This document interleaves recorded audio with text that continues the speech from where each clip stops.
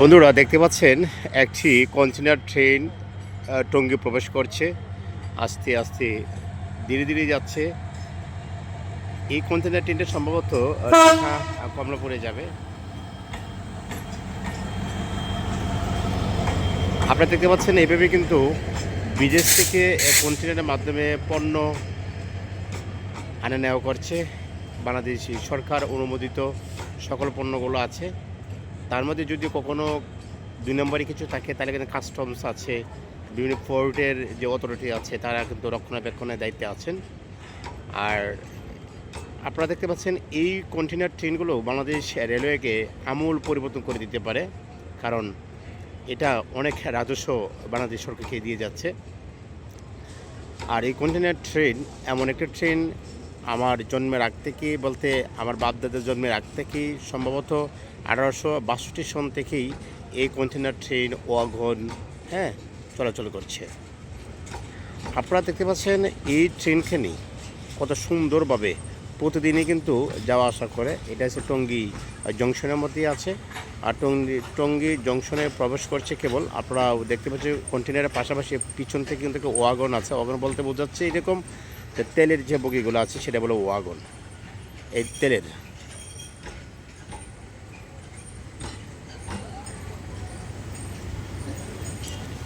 ওড়িশার তেলের গাড়ি, তেলের যে ওয়াগনগুলো আছে সেটাও কিন্তু এটির সাথে জড়িত আছে। কন্টেনার প্লাস ওয়াগন দুটো মিলিয়ে কিন্তু এই ট্রেনখানি চলে আসছে। এই ট্রেনখানি বা এই কন্টেনার ট্রেনটা সম্ভবত চট্টগ্রাম বন্দর থেকে চলে আসছে।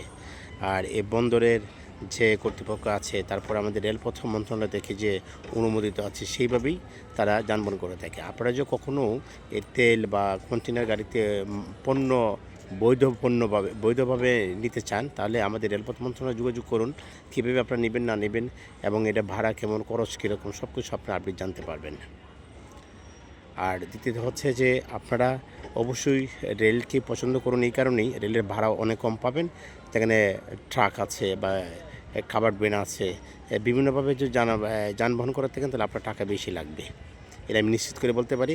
আর তবে রেলের মাধ্যমে নিলে আপনার টাকা অনেক কম লাগবে। তবে রেল যে আপনাকে কোন সময় আপনি নেবেন বা কোন সময় আপনাকে পাঠাতে পারবে রেল, সেটা অবশ্যই আপনার কথা বলে নেবেন। ভাড়া কেমন, কতদিন লাগবে, কত ঘন্টা লাগবে, সম্পূর্ণ ডিটেলস আপনাকে বলে দেওয়া যাবে যদি আপনার রেলপথ মন্ত্রণালয়ে যোগাযোগ করেন। আর রেলপথ মন্ত্রণালয় অবশ্যই যোগাযোগ করে আপনার যাতে ভালো দিকটি আপনি বেছে নেবেন আশা করছি।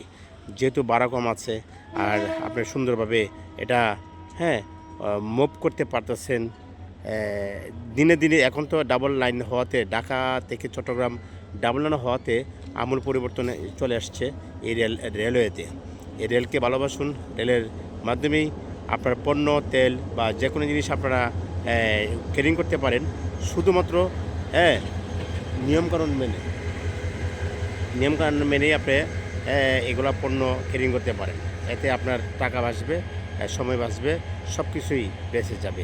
আশা করছি আপনারা বিষয়টা বুঝতে পারছেন এবং এই ভিডিওটা আপনাদের কাছে কেমন লাগছে সেটা কমেন্ট করে জানাবেন। আশা করছি আপনার পরবর্তী সিদ্ধান্তই আপনি একটু বুঝে শুনে ভাবেই রেলকে বেছে নেবেন।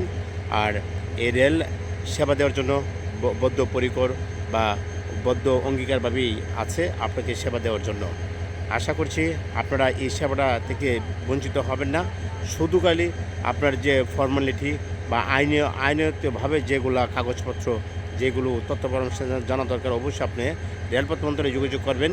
রেলপথ মন্ত্রণালয়ে যোগাযোগ করলেই আপনারা সুন্দর ডিসাইড করতে পারবেন যে আমি তেল আনবো অথবা পণ্য আনবো বিদেশ থেকে, বা বিদেশ থেকে আনে কীভাবে, হয়তো জাহাজে আনে, কিন্তু বন্দর থেকে আমাদের রেল যোগাযোগের মাধ্যমে আপনারা রেলকে ব্যবহার করতে পারেন। এতে আমার অনুরোধ থাকবে আপনার সকলের প্রতি, আপনারা সবাই রেলকে ভালোবাসুন। রেলের আইন কানুন মেনে পণ্য ব্যবহার করুন। যে পণ্য বাংলাদেশ যে ট্যাক্স আছে বা রাজস্ব আছে, সেটা একটি বড় অংশীদার হিসেবে রেলপথ কাজ করে যাচ্ছে। আপনারা অবশ্যই রেলকে ভালোবাসলে আপনারা একটু সিদ্ধান্ত নেবেন যে আপনারা কী করতে চাচ্ছেন। আমি মনে করব সময় প্লাস ভাড়া হিসেবে টাকা কম লাগবে, সেইভাবে সব কিছু মিলিতভাবেই আপনারা রেলকেই বেছে নেবেন। রেল আপনাকে সেবা দেওয়ার জন্য প্রস্তুত।